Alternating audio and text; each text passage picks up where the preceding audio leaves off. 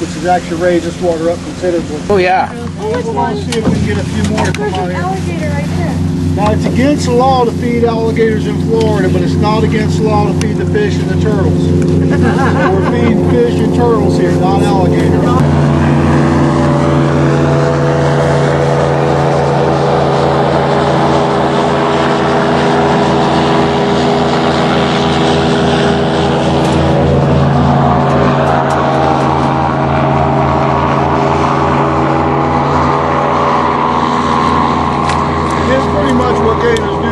Alligators are nocturnal, so they do most of their hunting after dark. During the day, they're pretty lazy. They lay around soaking up heat, not doing much at all.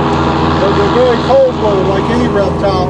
About 80, 90 degrees, day like today is good weather for them. They like that warm weather. Once the temperature drops below 70, they start having trouble digesting food. So they need heat. It helps them digest their food, helps them rebuild their energy. They can survive cold weather just fine. But they basically shut their bodies down to do it. They don't care for that cold weather too much. And unlike us, they can't control their body temperature at all. So if they get too cold, they have to lay out in the sun, heat up. If they get too hot in the summer, they have to go in the water, cool their bodies down. They have no other way to really control it. If you notice, he's got them spikes all over his back there. Those are kind of neat. They're called scoots. And back in the old times, they called them horns. They thought it was armor plating for the alligator. But as they started studying the alligator more, they realized all them spikes or bones are covered in blood vessels. So what happens when he lays out in the sun, that sun heats up on his back, it heats up all those bones. The bones heat up the blood, and then the blood pumps to his body. So it's a very efficient way of moving heat from his back to his entire body. And that's the main purpose of them spikes, is to help move that heat. How old do you think this one is? He's probably in his 30s, and probably going to be a male because of his size. He's got a lot of scars on him, so he's been fighting out here. Females usually don't get quite this big. Put your hand in there. Go ahead. I dare you. Can I pet him? Please stop daring your brother to do stuff. This guy's more likely going to be a male. Swims, those legs, he has fins on his feet and arms. And at one time, of course, these guys were in danger. Back in the 40s and 50s, we came close to losing the alligator of Florida. But right now, they estimate the numbers in Florida are close to 2 million. So the gator has done what very few endangered species have done. They've made a complete comeback. They're no longer in danger, which is amazing. We actually have too many of them now in Florida. Do they hunt them now? We have largemouth bass, peacock bass, about 3 different varieties of catfish, tarpon, mullet, alligator gar, mudfish, huge variety of fish out here. He's looking at you, Twila. Alligators get active after dark, but I can tell you, alligators don't ever get active. They're really good at conserving energy. It's one of the things they're best at, is conserving energy. So even after dark, even though they're nocturnal, not a lot changes from what you see right here. He's pretty much going to lay around after dark, just like he's looking for food. He's hunting. He's got good eyesight, sensory glands all along his body and down his jaw. He can feel or sense movement in the water. And just with those glands, he can tell how far the movement is and which direction. So all he's got to do is lay out here long enough, be patient. Sooner or later, something's going to move. When it does, he starts sneaking up on it real slow. So that's how they usually catch their prey. They don't usually bother chasing it. They sneak up to it. Once he gets within about 8 foot, that's his strike range. He's very fast at 8 foot lunge. On land, how fast do they run? This guy would run about as fast as it takes him a long time to digest food. So if he doesn't get nothing in a week or so, that doesn't bother him at all. He can go a few weeks in between meals. That don't bother him. For the Everglades, compared to 20 years ago, things are looking much better. I know I'd rather be out here than Fort Lauderdale. Oh yeah, amen. I got out here a lot better. We still have people living out in the swamp? Not too much anymore. There's a few holes 2 years ago when they actually exchanged the money. How far can you take this airboat north?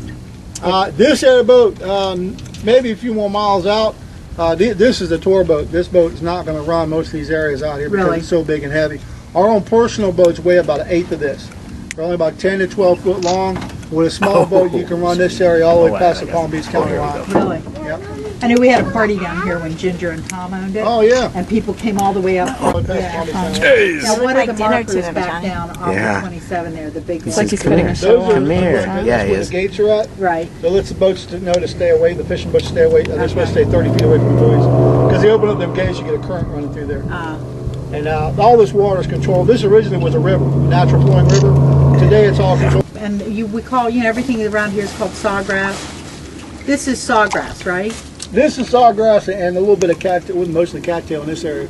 Right. Sawgrass a little bit shorter. Now, does the sawgrass have a rough edge on it? Sawgrass has a real rough edge. Matter of fact, I'm going to crank up.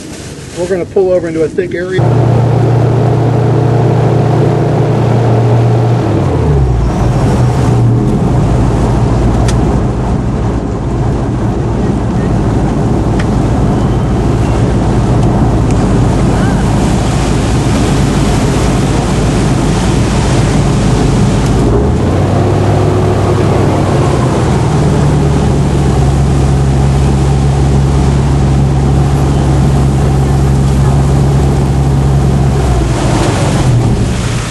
This is all sawgrass here.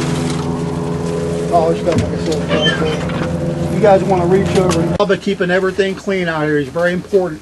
Anytime somebody, like I said, another male, just because of the size. The females usually don't get quite this big. And this one's about 9 foot, so this is a little bit bigger than a female. If you're talking a gator farm, they use absolutely every part of that gator. Really? There's not a part that goes to waste. If you're hunting them, you're gonna use the bottom part for the hide. You're gonna get the meat. You're gonna either keep the meat or sell the meat. And same with the hide. You're either gonna sell the hide or keep the hide. Once you kill them, the scoots start to slide under the skin. So, unless you have it processed in a special way, you can't really use the top half for anything because the scoots are gonna slide around in the skin. Huh. But there's a way that you can process them that scoots don't slide. Because I've seen jackets made out of the back, Wow. which look pretty neat, and the scoots weren't sliding. So, and in the old times, the only part of that gator they used would be the belly. Back in the older times, and a lot of the old gator hunters never ate the meat. And if you talk to them, they don't really have an answer as to why, but they never ate the meat of the alligator. They just used the hide on them. Huh. And sells it. The Rustic Inn, which is a really nice restaurant in Fort Lauderdale, sells gator and turtle.